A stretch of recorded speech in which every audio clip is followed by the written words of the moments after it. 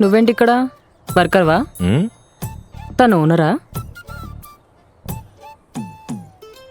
Shop నాదే.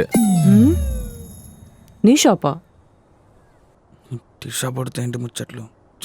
ఏదో tea shop అంటే రోడ్ పక్కన పెట్టుకుంటావు అనుకున్నానే, చిన్న స్టాల్.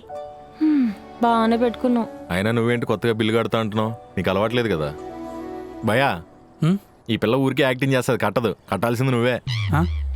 ఏయ్ షటప్. షటప్. వేసుకోవడానికి నగలు కావాలి, షాపింగ్ డబ్బులు కావాలి, క్రెడిట్ కార్డు కావాలి, దాంట్లో మినిమం బ్యాలెన్స్ 1.5 లక్ష కావాలి. భయ్యా పొరపాటు ఏమైనా బయట తీసుకెళ్ళవు, మినిమం 15,000 ఒక్క, మాక్సిమం మనం చెప్పలేం. నోరు మూసుకో, చాలా ఎక్కువ మాట్లాడుతున్నావు. నువ్వు మాట్లాడిన మాటలు ఉందని నేను మాట్లాడి చాలా తక్కువ.